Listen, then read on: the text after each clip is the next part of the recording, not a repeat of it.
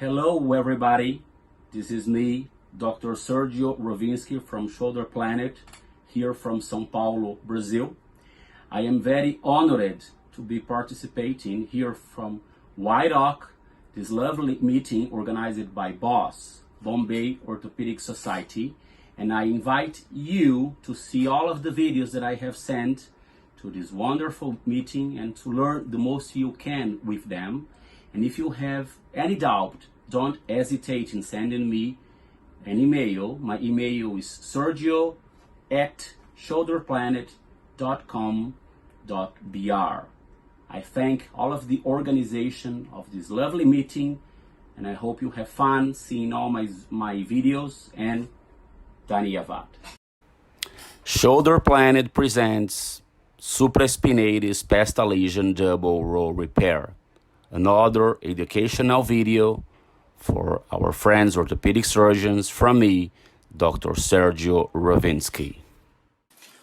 Supraspinatur pasta lesions are common problems in every shoulder surgeon's office, and their management depends, including other factors, on the thickness of the tear.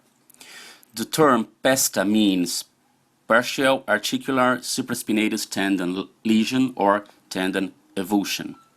Usually, if the tear has less than 50% of the tendon thickness, conservative management is indicated, and on the other hand, if the tear involves more than 50% of the tendon thickness, surgery is usually a tendency. These lesions occur generally in younger patients, and they really ache a lot.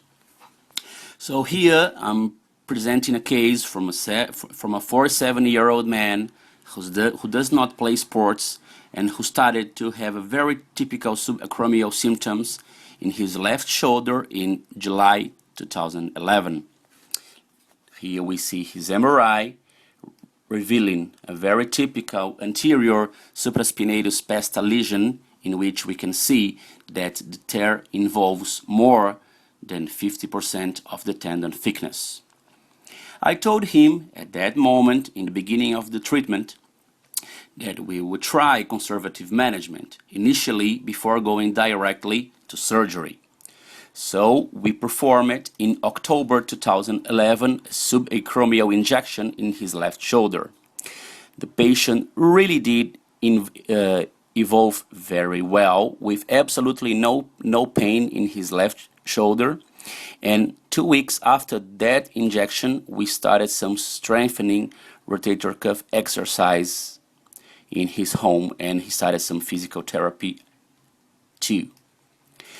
So the patient did very well for about 3 months, but in February 2012, in the beginning of this year, his pain was back again.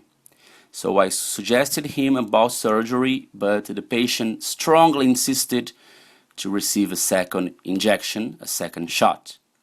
So we did it in February 2012, and the patient did again very nice, and he stayed pain-free for about a month.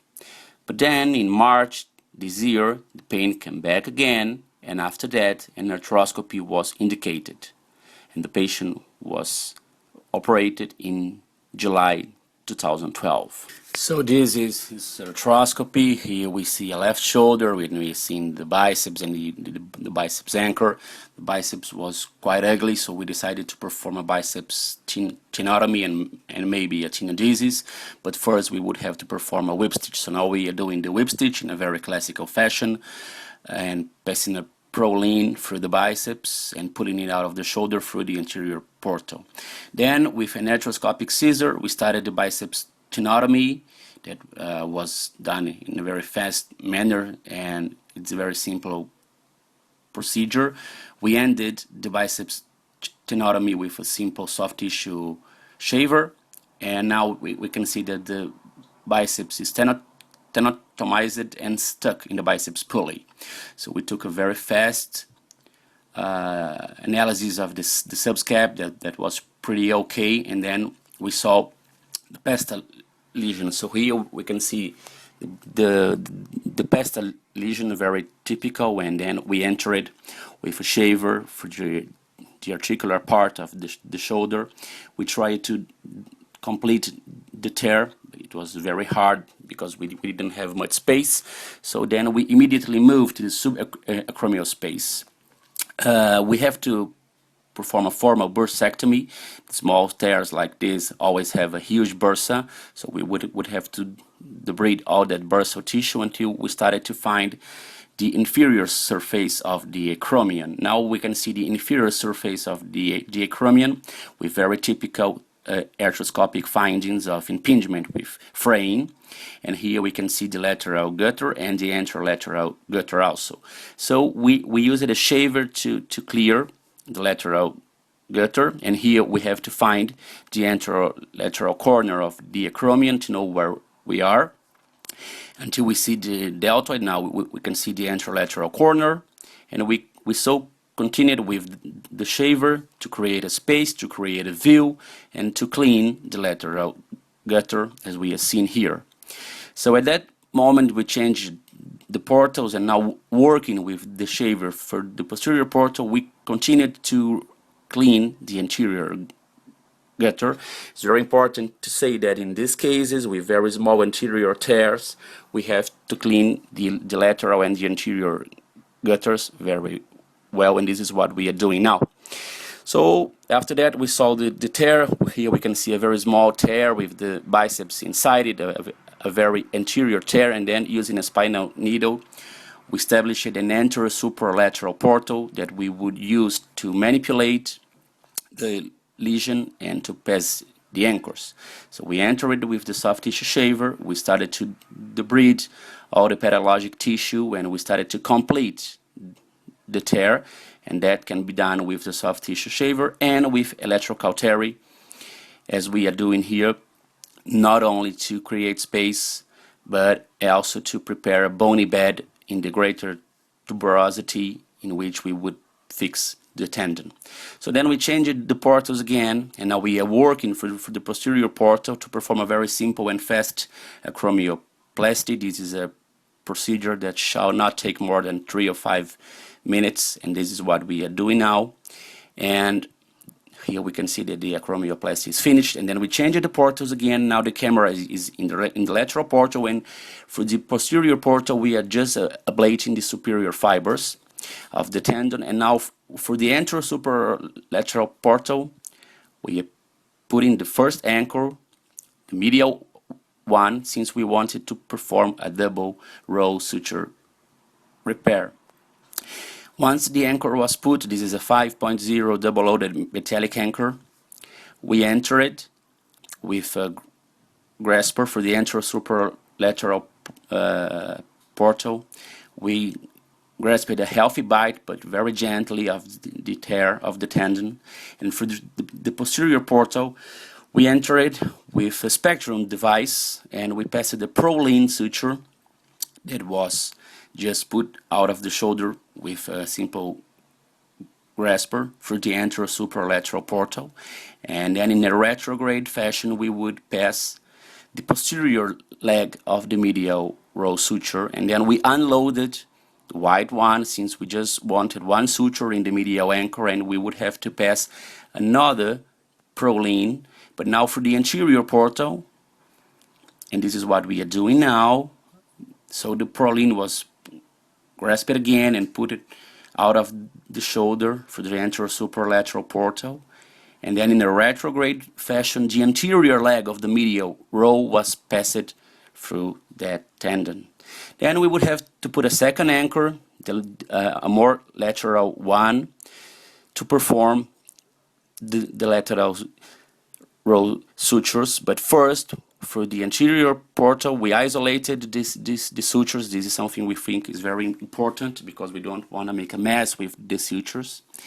And then with the white one isolated in the anterior portal that was being used as a waiting portal, with an expressive device we passed the posterior lateral row suture, and that one was grasped out of the shoulder for the posterior portal. And then we would have to pass both legs of that posterior lateral row suture out of the anterior superlateral portal and tie that knot. So now we are tying the posterior lateral row knot, putting in a lot of pressure in order for the tendon to heal in the bony bed that we had just created. And once the stitch was done, we would just have to cut it. So then the suture was cut, the knot was cut, and we would have to put both wide sutures through the anterior superlateral cannula and pass again with an expressive device the anterior lateral row suture. So now we are passing with an expressive the anterior lateral suture,